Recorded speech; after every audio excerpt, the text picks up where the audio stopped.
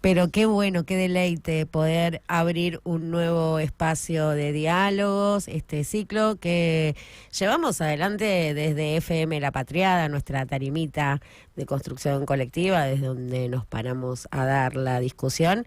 Y anticipo que hoy está acá con nosotros la primer mujer invitada a diálogos, y esto es para tomar nota, ¿no? Resaltar y destacar. Y una mujer que desde esta silla uno puede decir que perforó el techo de cristal. Ella estuvo en la primera línea de gestión, línea de fuego, en un momento que podemos decir que es,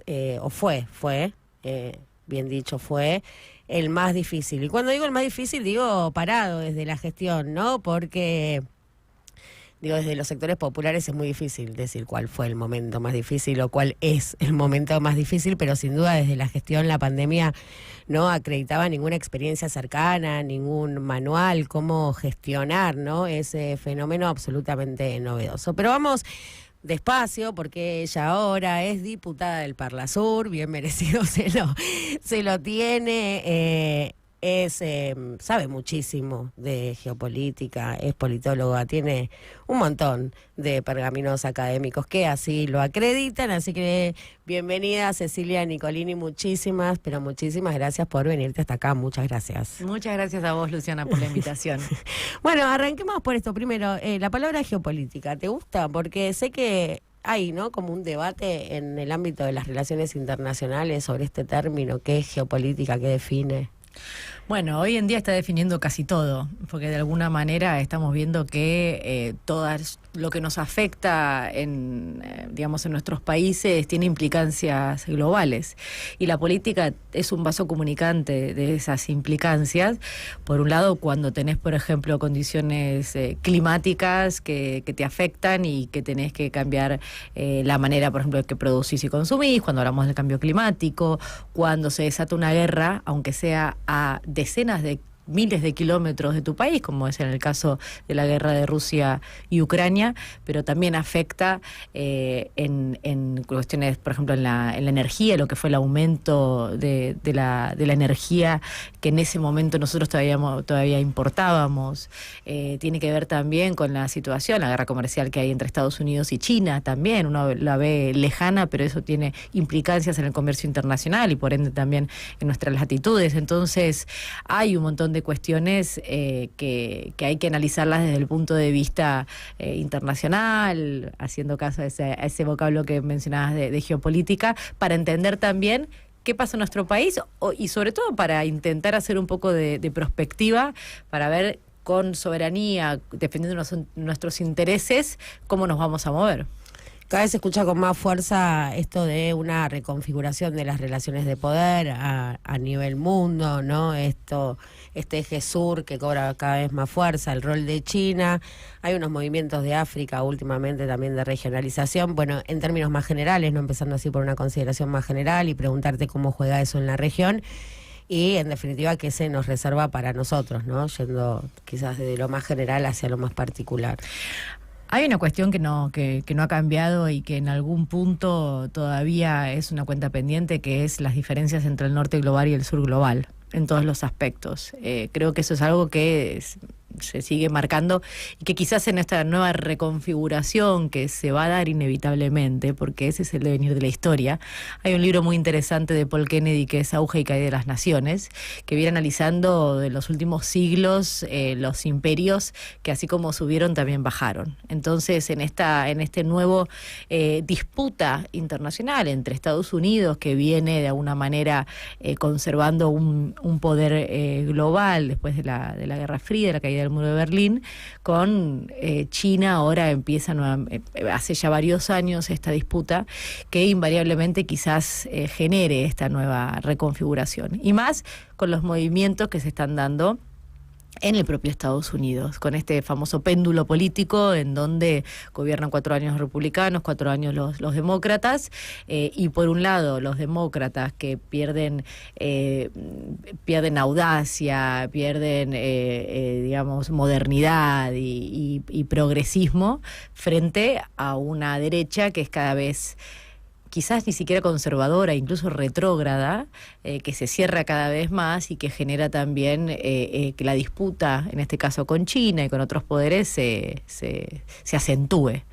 Y nosotros desde Argentina, además, estamos en el peor momento de nuestra historia política reciente para dar esa pelea de alguna manera, o por lo menos para defendernos y tener una posición clara para nuestro país, porque no hacemos otra cosa, este gobierno de Javier Milei, que pelearnos, además por caprichos, por cuestiones insignificantes, que nada tienen que ver con el interés o la soberanía de nuestro país, con nuestros principales aliados económicos, políticos, culturales, históricos, yendo por un lado desde el Brasil de Lula, que es un socio estratégico, que es un amigo, que tenemos vínculos en muchos aspectos, hasta recientemente con España también, con China, lo mismo, y que genera también un nivel de incertidumbre, que además se traduce en acciones concretas como fue, y perdonen mi expresión, pero la invisibilidad de haberse salido de los BRICS, cuando fue una construcción de muchísimos años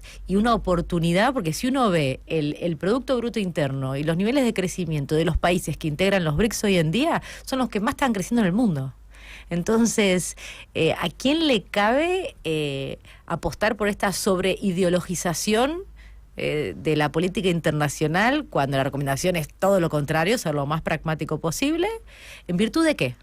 ¿Cuál es la ganancia? No se entiende. Y de todos los episodios de agravios y antidiplomacia, insultos, incluso, bueno, todo, la proclama de política exterior de Javier Milei, vos resaltás como el efecto más grave, digo, como el más palpable, esto de no estar ahora en los BRICS, digo, como el más grosso, digamos. Bueno, son ejemplos concretos que denotan cuál es el camino. En el caso, por ejemplo, cuando ganó Donald Trump en el año 2016 y asumió en 2017, su primer gesto de gobierno fue salirse del Acuerdo de París. Aquel acuerdo que regula las contribuciones que tienen los países en términos de gases de efecto invernadero para combatir el cambio climático. Entonces, eso fue todo un gesto que se entendía por dónde iba. También uno de los primeros gestos de Milei fue haber enviado una carta a cada uno de los países, de los presidentes, diciendo que abandonaba los BRICS. Yo creo que da cuenta de cuál es el rumbo. Un rumbo además que tampoco se entiende mucho. Creo que va más que nada por una nueva reconfiguración de lo que se denomina, ¿no?, el mito de gobierno, el universo simbólico de lo que intenta legitimar con esta nueva derecha, la derecha de Bannon en Estados Unidos, la derecha de Vox en España, la derecha con variantes, por ejemplo, de Le Pen en Francia, pero siendo Le Pen por lo menos nacionalista y que protege la industria nacional. Aquí ni siquiera eso. Acá es un parche, es un Frankenstein de lo peor de todas las derechas, en términos de expoliación de los bienes, de pérdida de soberanía, de no protección de los derechos de las personas, de conservadurismo en esos derechos personales individuales, o incluso siendo retrógrados cuando se puso en cuestión, por ejemplo, la cuestión del divorcio. Entonces, es como un parche de lo peor de todas las derechas globales que se va configurando como un nuevo, de alguna manera, si alguna vez tuvimos, o la seguimos teniendo, ¿no?, la internacional socialista, ahora la idea de tener internacionalizar la derecha, que es algo bastante nuevo en este sentido. Y trabajan fuerte, digo, tienen una capacidad de ellos de fortalecimiento de vínculos, ¿no? Digo, da cierta envidia la capacidad que tienen de asociarse, ¿no? Esto que estamos viendo, ¿no? Que lo reciba el espacio Vox, que se armen estos reconocimientos, los premios, porque finalmente es un nicho que se autocelebra y construye una política, o se instala de alguna manera, instala su narrativa, concentra la discursiva, capta las mayorías, y es algo que desde el otro espacio, desde la alternativa, no consigue, ¿no? De alguna manera yo creo que es la perfecta síntesis del capitalismo financiero, que en las últimas décadas, en la última mitad de siglo, viene generando una brecha y un desacople entre lo que es producción de riqueza y redistribución, donde nunca en la historia habíamos producido tanta riqueza y nunca habíamos sido tan desiguales, en donde el valor del trabajo es cada vez menor frente al valor del capital. Entonces, ahí es donde la base, digamos, nuestros votantes, nuestro espacio social, político, cultural, que son los trabajadores, que es la gente de a pie, que es la clase media, que son los sectores populares, pierde mucho más poder real y por lo tanto también poder simbólico en algún punto, frente al capital, a las grandes corporaciones que concentran cada vez más y que, por más que son menos, tienen muchísimo más poder. Y aliados, además, con grupos mediáticos y con todo un abanico ahora de influencers, de multimillonarios, que son personas individuales, además, como vemos un Elon Musk en Estados Unidos, como vemos un Galperín, no sé si decir Argentina o Uruguay, pero bueno, más o menos, en donde esa configuración se da que es su base de poder frente a una base de poder que teníamos los movimientos progresistas, populares, peronistas, que era el trabajador, que cada vez va perdiendo poder adquisitivo, va perdiendo ilusión. Un sujeto en el histórico proyecto que casi político. ya no existe más. Lo están desmantelando. Claro, claro. Entonces, y reforma laboral tras reforma laboral, lo van desmantelando. Entonces, realmente la transformación es muy, muy profunda y no alcanza ni siquiera alcanza con analizar a Milei como sujeto. O sea, hay que analizar todo el entramado internacional, global que está pasando, qué pasa en la Argentina y qué pasó en los últimos años y qué nos pasó a nosotros también. Entonces, para ir linkeando, ¿no?, un poco lo que va apareciendo, porque ahora incorporaste cómo juega el sector financiero y en términos de factores de poder, te pregunto cuánto habitan en los posicionamientos de los estados, ¿no? Cuán intervenido está por los intereses de el sector financiero y cómo juega en la política real, digo, esos sectores financieros, porque uno habla y parecen como fantasmas que sobrevuelan, pero al final me pregunto si cuando se posicionan los Estados Unidos cuando hablan no es BlackRock, digo, me pregunto esto, ¿no? Por ahí es muy fantasioso, pero ¿cómo funciona en la política real? Es que funciona más que nada en la política real. Yo creo que eso es lo más peligroso, porque vos fijate que no hay publicidad de BlackRock por todos lados, no hay, vos no sabés, bueno, la gente sabe quién es el que comanda, digamos, BlackRock, pero no es que haya una promoción o un marketing o comunicación asociado a eso. Sobre todo algo de manejar los hilos, controlar, digamos, las decisiones y poder tener una voz en las políticas públicas que ya en los estados cada vez más. También esto, hay que decirlo, como todo, está siendo como un péndulo, ¿no? Los gobiernos que creemos más en la democracia también, no solamente como un instrumento, sino como la posibilidad de que tengamos derechos, de que haya igualdad, de que podamos vivir mejor, combatimos eso. No significa, y creo que los últimos años le hemos hablado, el capitalismo, el sistema capitalista es el que tenemos, entonces no es, el sistema hay que transformarlo, pero no es ir en contra del mercado, sino cómo hacemos un mercado más solidario, un mercado más empático, un mercado más justo, ¿no? De alguna manera. A ver, pongo un caso concreto. Argentina negocia compra de vacunas, está en todo ese mambo, Rusia, Estados Unidos, Pfizer y bla. ¿Ahí juegan estos fondos? ¿Juegan los fondos de inversión? Claro, ¿no? Fuerte. Y vos fijate que, por ejemplo, para la vacuna Pfizer o Moderna, las vacunas estadounidenses, más del 80% del capital es público, es de los famosos taxpayers, de los pagadores de impuestos en Estados Unidos, o en el mundo, ¿no? Porque Estados Unidos tiene renta global. Porque que invierten en ciencia y tecnología e invierten en este tipo de investigación para poder desarrollar algo tan estratégico, porque entienden que es estratégico, como es una vacuna, que lo es. Entonces, luego la presión para ver dónde se distribuye la vacuna, cómo se distribuye, qué valor tiene y demás, eso es muchísima presión ahí en este caso de los laboratorios, en donde se puso de relevancia la poca capacidad que tuvieron los estados para controlar ese mercado, para decidir, incluso, o sea, sabiendo que más del 80% de la inversión para ese desarrollo provino de las arcas públicas. Entonces ahí es donde nos tenemos que parar a pensar, decir, esto está mal, esto no puede funcionar así. O sea, todos los países del mundo, a través de Naciones Unidas, a través de la OMS, creamos el mecanismo COVAX, que supuestamente nos iba a permitir poder distribuir vacunas, sobre todo a aquellos países que no tuvieran los medios. Y los países de renta media, como la Argentina, pudieran tener algún proceso de negociación más favorable frente a la situación económica financiera que teníamos. No funcionó el mecanismo, no funcionó para nada.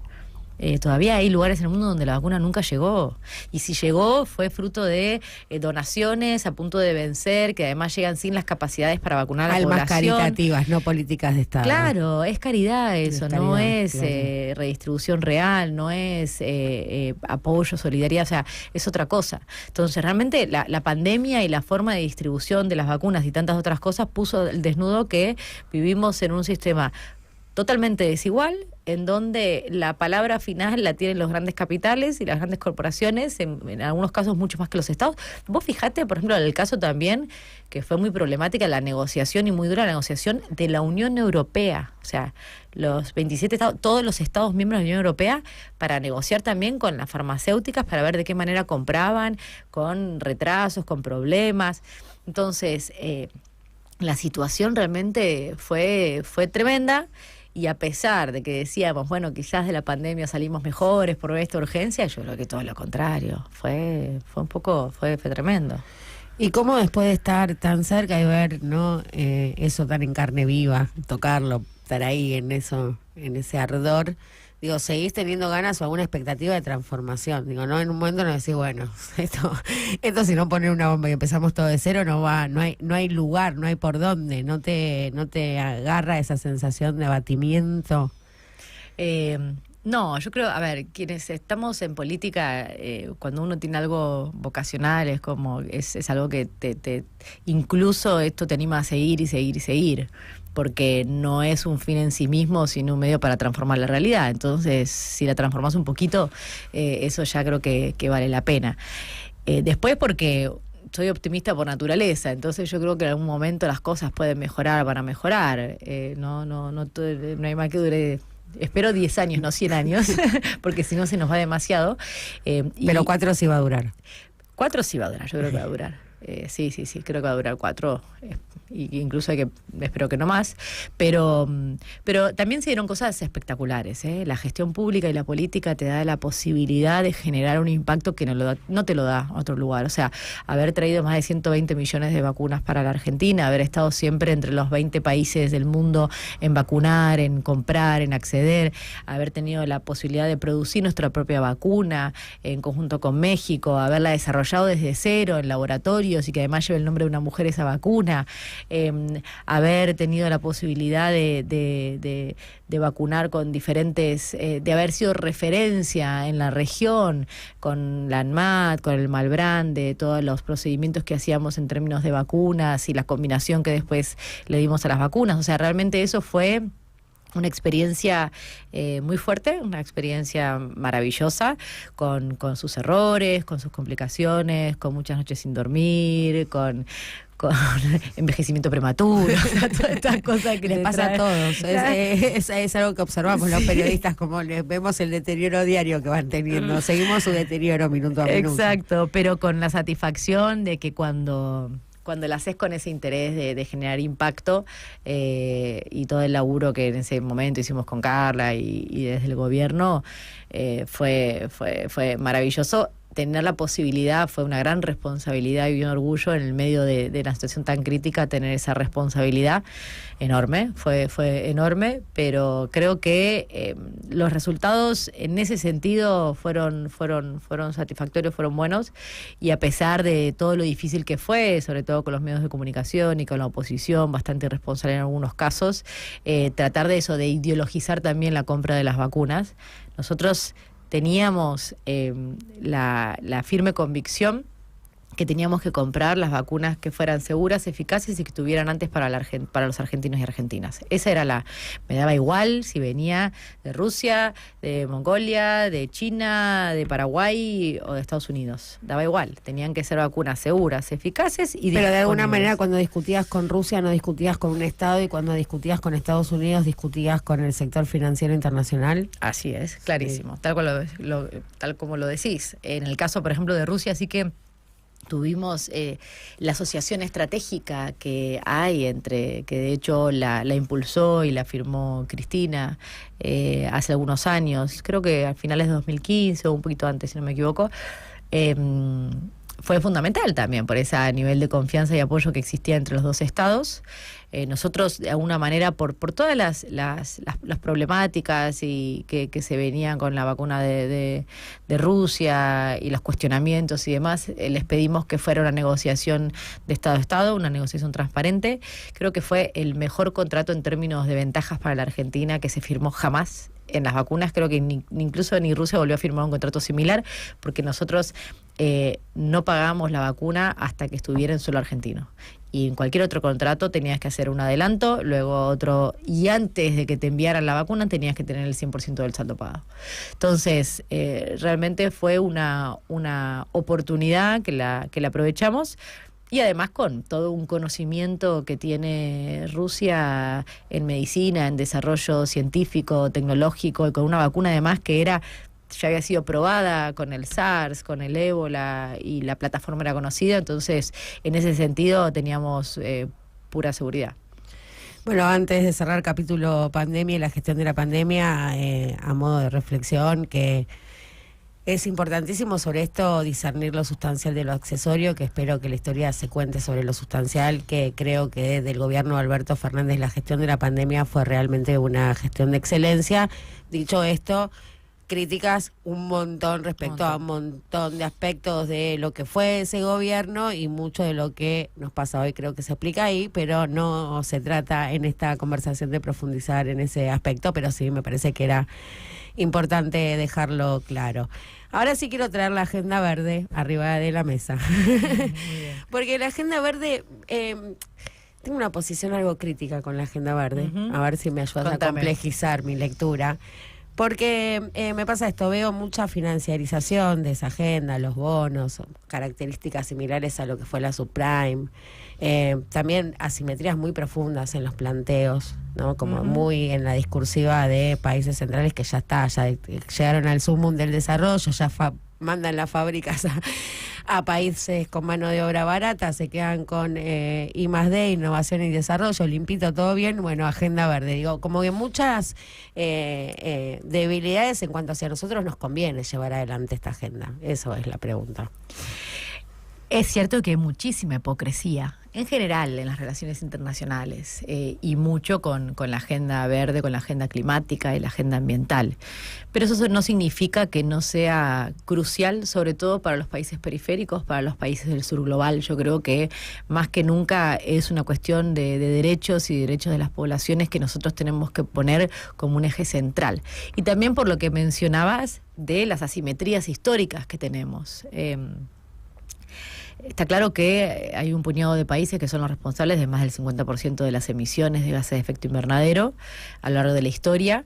Después de en los últimos 200 años, después de la segunda revolución industrial, que empezó, digamos, a estas emisiones a colapsar y a copar nuestra atmósfera, que genera este calentamiento global, y que de alguna manera en los últimos años se llegó al consenso de que había que limitarlo, de que la situación como estamos viendo, la afectación en el clima es devastadora para muchísimos países, y que la solución tiene que ser global, porque es imposible dar una solución en un país y que no afecte en otra. Entonces es complejísimo. Me parece para mí que es el desafío de diseño de cómo llevar a cabo esa transformación más difícil de los últimos tiempos. Es muy complejo.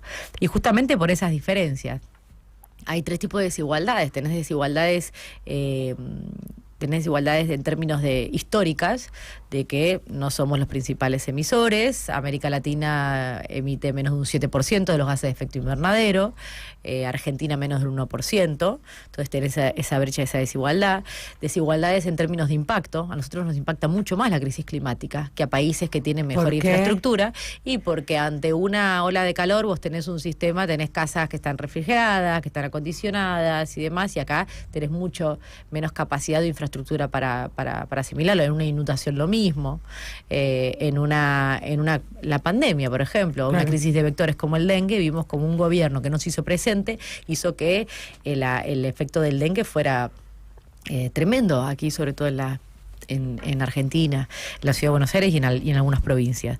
Entonces estamos mucho peor preparados, entonces el impacto es mucho más fuerte. Las islas que están en el Caribe, o sea, que pueden desaparecer. Estados Unidos no va a desaparecer de un día para otro. Ahora, hay algunas islas que pueden desaparecer de un día para otro, con la subida del nivel del mar, con un huracán, Entonces, y después tenemos el eje de desigualdad, que es los fondos disponibles para poder hacer esa transformación.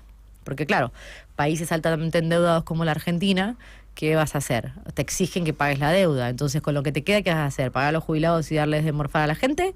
¿O invertir en transformar una ruta o una calle o hacer un parque en una ciudad para que tengas más zonas verdes y no sea una isla de calor? Es muy compleja la decisión y la verdad que lo que estamos discutiendo es que no puede haber esa dicotomía entre elegir invertir para que la gente no se muera e invertir para que la gente no se muera por el cambio climático, porque también la gente se mueren muchas más personas aquí en el sur global que en el norte global a causa de la crisis climática. Entonces es muy complejo. En el año 2009, creo que incluso fue antes, se llevó a una convención que era que teníamos responsabilidades comunes pero diferenciadas, ¿no? para asumir este reto. Y que principalmente los países desarrollados tenían que responsabilizarse por el financiamiento de estas transformaciones y transiciones de los países en desarrollo. El famoso pasivo ambiental. Sí, no solamente el pasivo ambiental, o sea, lo que te queda después que ya destruiste todo, sino para parar la deforestación, para hacer minería de manera sostenible y no contaminar los ríos, para transformar los basurales por las emisiones de metano, para transformar tu sistema de transporte y que sea eléctrico y no va a ser combustibles fósiles. O sea, son un montón de cosas, ¿no? Entonces, en el año, o sea, ¿de dónde va a salir o cómo va a salir esa plata que necesitamos para esas transformaciones? Que es en el orden de los millones de millones, ¿no? De los trillions ahora en inglés sería. En el año 2009, en la cumbre de Copenhague, se acordó que los países desarrollados, los países más ricos, los países responsables de este colapso ambiental, iban a aportar por lo menos 100.000 millones de dólares anuales para los países en desarrollo. Este número no se cumplió, ni un año se alcanzó esta cifra. Y no solamente no se alcanzó, sino que ahora, además, cada vez necesitamos más dinero para esas transformaciones porque la situación es cada vez peor y la población sigue aumentando, entonces necesitamos hacer un cambio en esto. Entonces, y ahí se da también a veces la trampa quizás o la astucia de algunos que cuando hablamos de financiamiento, porque el tema de las finanzas climáticas es crucial para poder dar esta batalla, se lleva de nuevo al mundo de la financiarización y ponemos el foco en no se preocupe, lo vamos a solucionar con bonos verdes o con certificados de emisiones de carbono y con eso, con los servicios ecosistémicos de los países, por ejemplo del Amazonas o del Chaco americano, con eso vamos a poder solucionarlo. Todo esto es mentira, no va a ser así, porque el gran problema que tenemos ahora, nosotros tenemos, Néstor lo dijo en el 2004, ¿no? Nosotros somos acreedores ambientales de nuestros acreedores financieros. Claro. Y los los acreedores financieros son deudores ambientales. Cancélame la deuda con el fondo. Entonces, claro, esa ecuación podría Listo. Perfectamente cerrarse, ¿no? Pero ¿por qué no se cierra? Porque todavía el interés o el poder está del lado de las finanzas y del capital y no del capital natural, digamos, del capital económico y financiero, no del capital natural. Entonces, mientras esa ecuación no se equilibre, nada va a funcionar, porque te va a pasar lo que muchas veces pasa, que te compran un certificado de carbono a 5 y lo venden a 70 en Europa. Bueno, no me convenciste de apoyar la agenda verde, porque si esto se hizo en Copenhague en el 2009, se hicieron ¿cuántas Copenhague después de eso? Que se comprometieron a poner los 100.000 millones y no pusieron nada. Después siguieron reuniéndose en Copenhague, siguen hablando.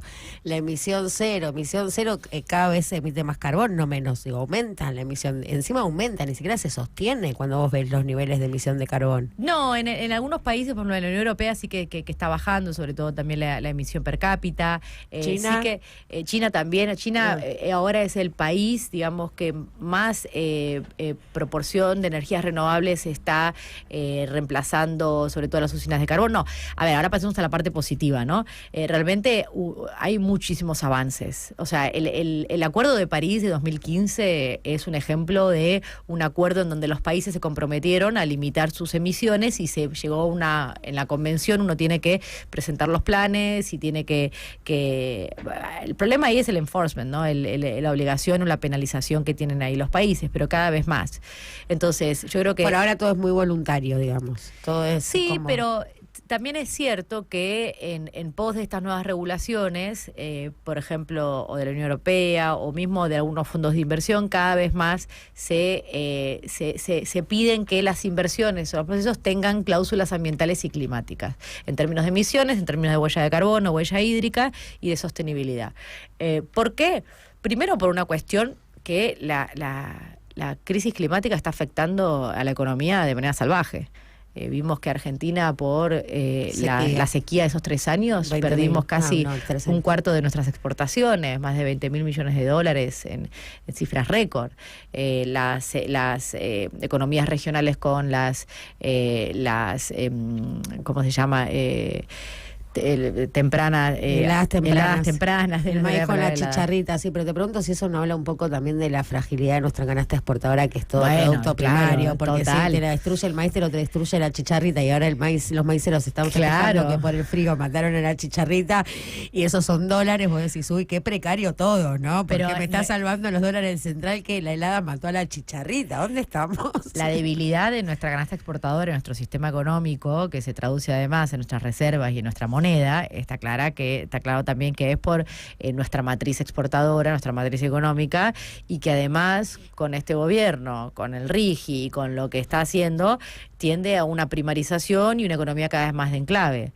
Cuando, después de la pandemia, por la crisis climática y un montón de cuestiones, de esta policrisis que vivimos a nivel global, se requiere cada vez más fortalecer las cadenas de valor, ponerlas un poco más cerca, ¿no? El famoso nearshoring o friendshoring, o sea, para realmente tener algo de estabilidad, que si te colapsa el mundo, si se cae Microsoft como hoy y tenés problemas mayores, si tenés una pandemia, que igual puedas seguir produciendo y accediendo a los bienes fundamentales y no tengas que cerrar tu economía. Eso está claro, pero es un problema estructural de la Argentina, con o sin crisis climática. Ahora, la crisis climática exacerba eso. Entonces, por eso decimos que la agenda climática, primero, es una agenda de mayorías.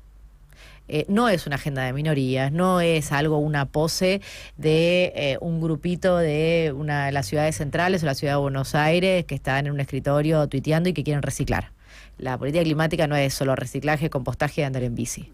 La política climática también son los chicos que viven al lado de un basural y que tienen plomo en sangre y que respiran mal y que tienen una expectativa de vida mucho menor que la que vive en un barrio quizás a 20 cuadras de ahí.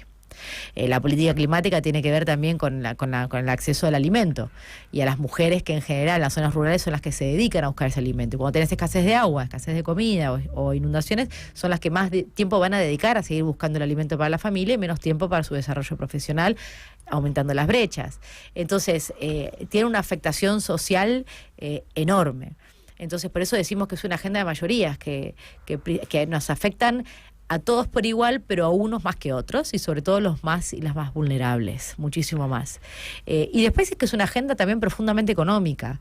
La agenda ambiental no es una agenda blanda, tiene que ver justamente con lo que mencionabas, con nuestro sistema de producción, con la sostenibilidad de ese sistema de producción, con la capacidad de que sea cada vez más trazable, sostenible y con menos emisiones para que podamos seguir exportando, porque cada vez van a exigir muchísimos más certificados y productos libres de emisiones o con emisiones bajas para no pagar más impuestos y que se genere menos competitividad. Se están imponiendo cada vez más. Porque además cada vez tenemos que ver de depender menos de los combustibles fósiles y tener la infraestructura necesaria para que el potencial que tenemos en energías renovables sea viable. Sostener el sistema productivo global con energías renovables que son intermitentes, que si las almacenás ya, en el intento de almacenar no solo es carísimo, sino que es súper contaminante. Nosotros tenemos gas. Digo, ¿por qué insistimos con las renovables? Vamos con la transición, el combustible de transición, no bancamos el gas. Digo, y sobre todo esto, pensar en la electrificación de un parque automotor.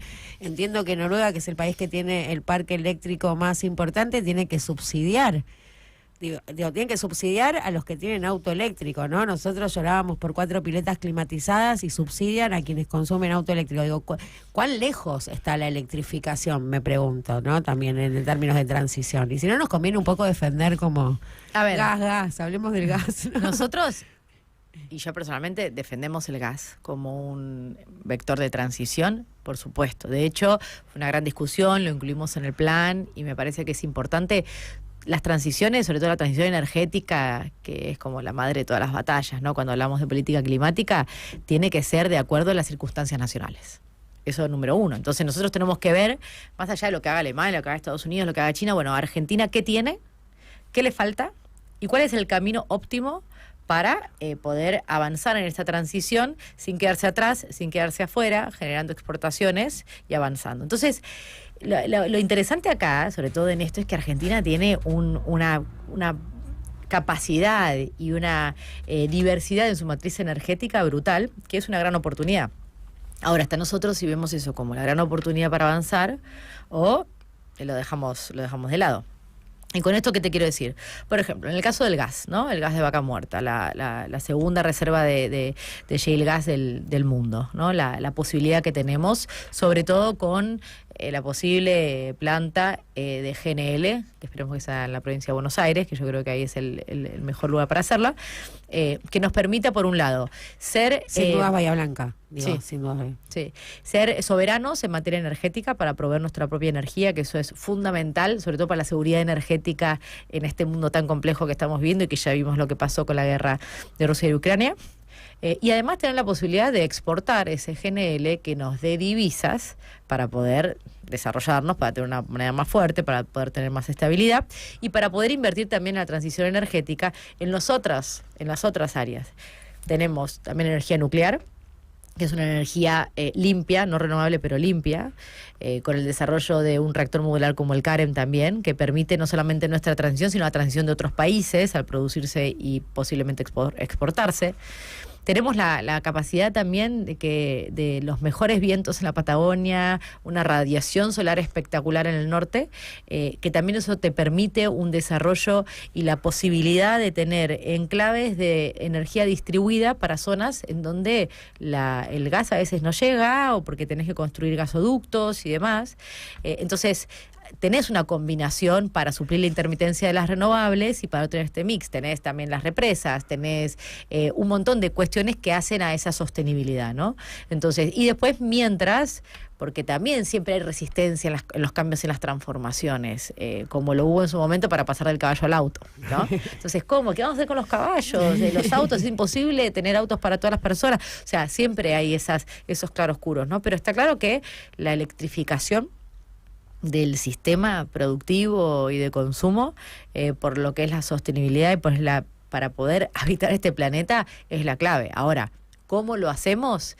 Y eso es complejo, pero lo tenemos que hacer teniendo en cuenta nuestras capacidades nacionales, con un montón de oportunidades que para la Argentina. A mí lo que me preocupa, ¿sabes qué? Lo que yo quiero es que Argentina, teniendo un potencial eólico y solar brutal, como le pasó en su momento con la energía nuclear, porque se invirtió muchísimo en investigación, en desarrollo, en ciencia y tecnología, sea también parte de esa cadena de valor exportadora, que pueda producir, exportar, diseñar palas para las turbinas.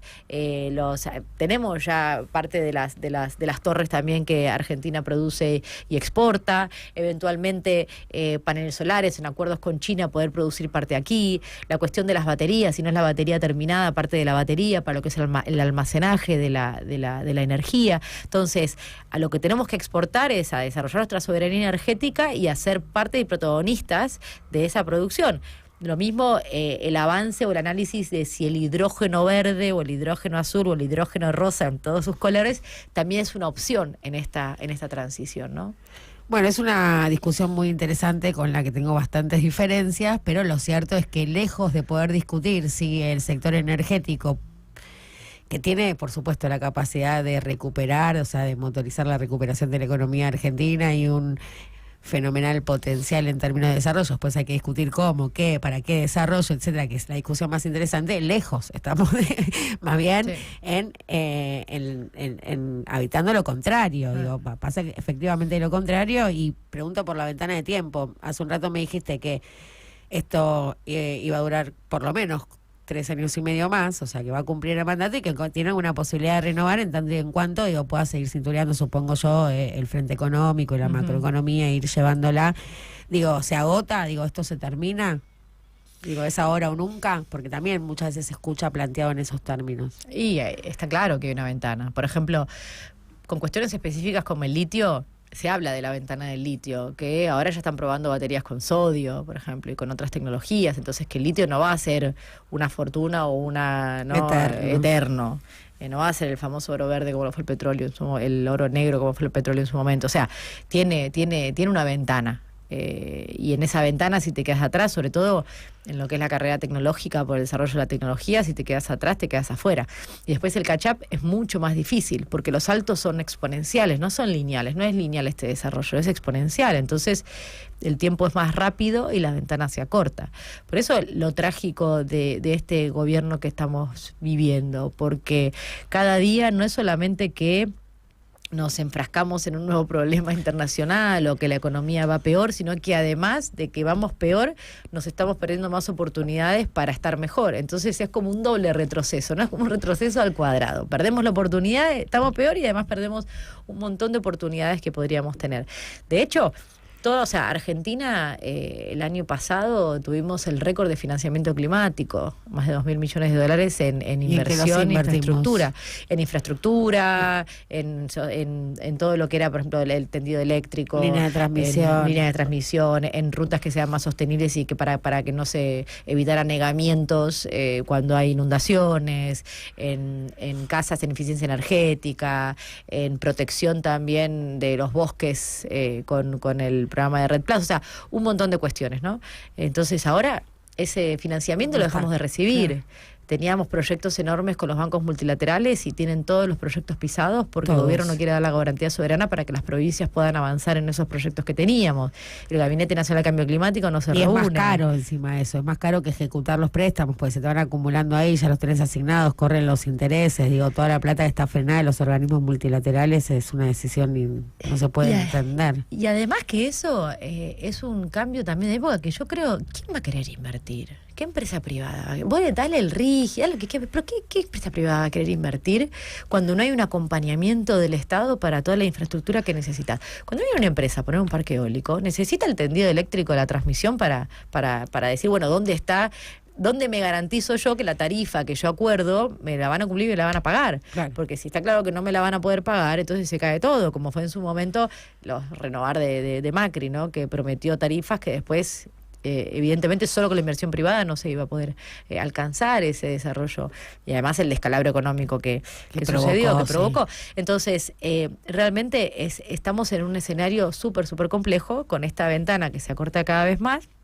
con mayor implicancias para la Argentina, y sobre todo teniendo esta dicotomía ambiente, cambio climático, desarrollo, tiene que ir todo junto, porque a quienes más les jode no trabajar en esta agenda es a la gente más vulnerable, porque a vos no te afecta una inundación, a mí tampoco, por suerte. A mí me afectó, ¿Te afectó? La del 2013 me mató, se me llevó todo. Bueno, a mí una pero era una sensación medio Haití, decir esto, claro. Te da una sensación, digo, para uno que pertenece a la clase media, bueno, genera eso. Imagínate que te tengan que venir a ceder un colchón, ¿no? Digo, llegar a esa realidad, confrontarse a eso. Imagínate los más vulnerables, las clases más populares, que esto ya lo están viviendo casi mensualmente. Todos los meses tienen algo. Si no es que se les corta la electricidad, entonces se les pudre todo lo poco que tenían en la heladera y se mueren de calor en verano, se inundan en invierno, se mueren de frío ahora con esta... O sea, la crisis climática lo que hace es que sean mucho más extremos los sucesos climáticos, más frecuentes y más intensos.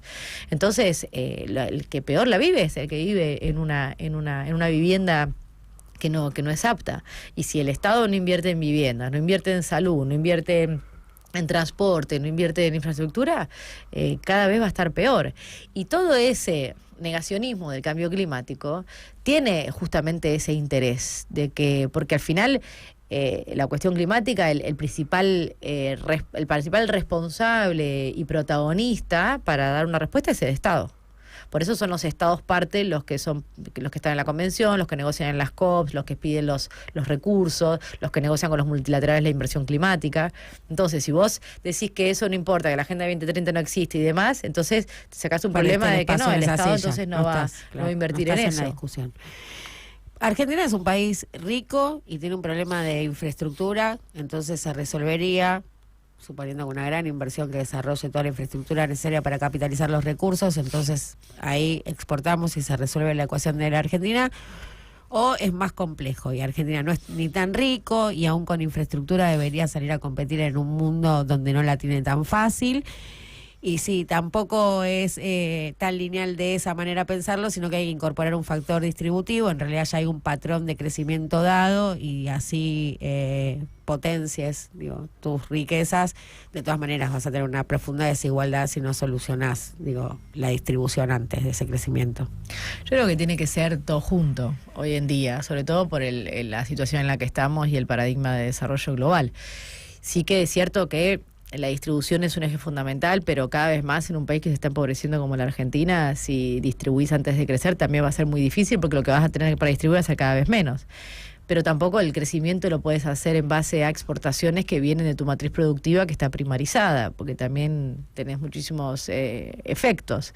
Entonces, tiene que ver por un lado por exportar cada vez más y mejor, seguir invirtiendo o invertir, porque ahora ya ni siquiera casi se invierte en valor agregado que nos permita poder tener un diferencial. Y siempre decimos, no exportar solamente las proteínas, sino también la comida, ¿no? Al mundo. Y por otro lado también ser un país capaz de recibir inversiones. Sin inversión extranjera es muy difícil. Y esa inversión tiene que ser una inversión regulada, tiene que ser una inversión sensata. Una inversión que te permite hacer lo que quieras, como el tema del RIGI, tampoco le interesa a las grandes, digamos, solamente a los buitres, a los que vienen a especular. Pero la inversión productiva es difícil, porque la inversión productiva busca también una estabilidad. Si tiene una empresa, que no le hagan piquete porque se mueren de hambre, que tengan un consumidor a la que le puedan vender, que tengan una estabilidad para que puedan estar ahí. Entonces, tiene que haber todo un entramado y un desarrollo que le dé estabilidad para la inversión. Y ahí el Estado tiene un rol fundamental para apalancar eso, para regularlo, para contribuir al desarrollo. No puede desaparecer, decir, no, solamente que el mercado lo regule, porque no funciona así, porque no funciona en los países más capitalistas y desarrollados del mundo, donde los Estados tienen un rol fundamental. Entonces no va a haber ni siquiera un impulso inversor así con el RIGI. Acordate de Macri, de la lluvia de inversiones, que nunca llegó. O sea, están repitiendo, ya es como una repetición, una película de terror esto, ¿no? Ya nos reímos o ahora ya lloramos, toda una farsa.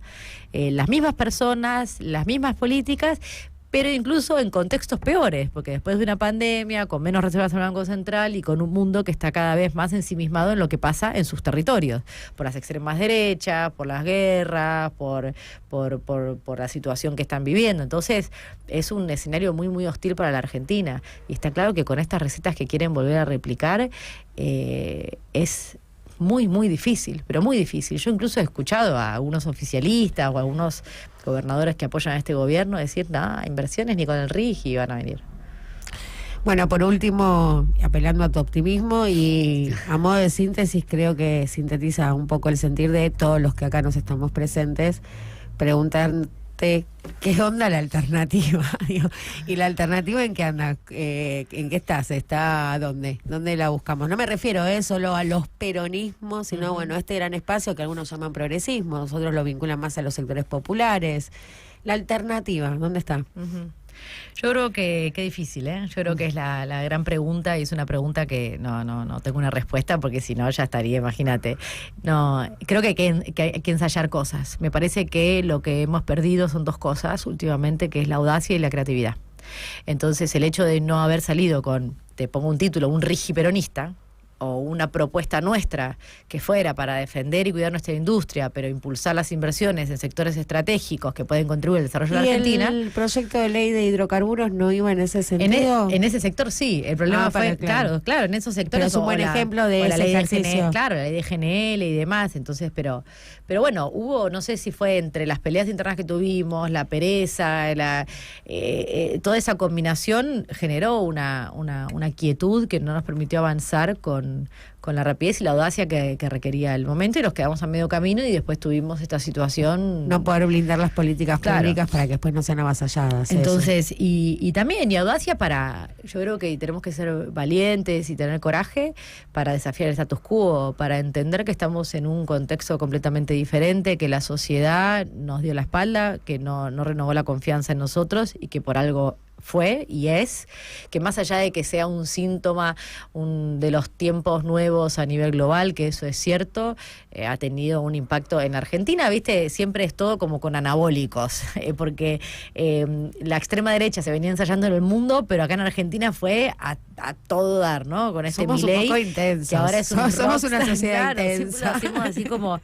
entonces creo que nos toca ahora a nosotros decir, bueno, más allá de, viste, dicen, no, hay que hacer autocrítica, eso por supuesto, pero una autocrítica que te sirva para hacer las cosas mejor, no solamente para la pereza, viste, del psicoanálisis y de la llorera constante, no, para decir, bueno, hicimos mal esto, entonces tenemos que tener esto y tenemos que tener en cuenta que si hablamos de trabajo, hay nuevas formas y relaciones laborales que a las nuevas generaciones les interesa más que la que antiguamente nosotros defendíamos, que la tecnología juega un papel fundamental, entonces no podés no hablar en 4 años de una estrategia para lo que pueda hacer el Bitcoin, blockchain, la inteligencia artificial, regular los datos, sacarles valor a los datos, o sea, la cuestión climática, lo mismo, o sea, tenés que tener la oportunidad de decir, paren, yo tengo el Chaco americano, tengo los ríos, tengo los glaciares y demás, ¿cómo pongo en valor todos esos servicios ecosistémicos? ¿Cómo le exijo al mundo que contribuya para conservar este capital natural que también le beneficia al resto de los países? O sea, incorporar su lenguaje para... Claro, es el lenguaje global y en el que nos movemos también, o sea, ni siquiera esa me parece la diferencia, no es su lenguaje, es el nuestro, porque nuestra sociedad también cambió. Vale la aclaración, a ¿no? mí me resulta ajeno, pero entiendo lo que decís. Claro, sí. y a mí en un punto yo estoy en el medio, viste, el cambio generacional y demás, pero claro, hay un montón de cosas que yo no entiendo, pero que intento escuchar, entender toda esta moda de los streamers y demás, la nueva forma quizás un poco a los gritos, que para mí me gusta menos, muchísimo menos, pero entender de dónde viene eso y por qué dejamos de representarlos, por qué nos alejamos y por qué ya no nos votan y no confían en nosotros. Entonces, entender ese cambio de época y adaptarlo, digamos, a lo que nuestros valores. Eso sí, nosotros los valores de la igualdad, de la libertad bien entendida, de los derechos humanos, del construir una comunidad, y que es un bienestar colectivo, digamos, para que podamos triunfar, no lo abandonamos, pero tenemos que incorporar las nuevas denominaciones, el nuevo universo simbólico, las nuevas subjetividades, que de alguna manera nos anclamos un poco en el tiempo y eso fue lo que nos pasó, ¿no? Entonces, tenemos que volver con todo, pero para eso hay que laburar un montón, estudiar un montón, escuchar mucho y ensayar y ser creativos y salir con cosas nuevas y no con los viejos de siempre que ahora están a los gritos en algunos programas de televisión queriendo salvar nuestro espacio con recetas anteriores. Me parece que que tenemos una buena oportunidad mirando el futuro con audacia y con lo que sabemos hacer, que es defender los derechos de la gente. Pará, tengo un regalo, sí, ahí va. Le hago un regalito a mis qué bueno, me voy con sí. regalo. Un regalito, es un regalo simbólico, cada uno le elijo el suyo y a vos te elegí estos saumerios patagónicos. Qué con bueno, que te van mirá, a me venir mudé hace bien. poco, así que estoy ahí Para en la el momento limpieza, de casa. exacto, y aparte porque viene bien siempre un saumerito. Y serenidad, Tila. Serenidad. ¿Me lo traes por algo? ¿No? Digo, me parece que está bien, ¿no? Digo, difundir serenidad. No sé si logramos eso con este buenísimo. diálogo, pero para compensar un poco. Muchísimas gracias, Nicolini, muchísimas gracias por venir. Me encantó hablar con vos, Luciana, muchas estuvo gracias. Muy bueno, muchas gracias.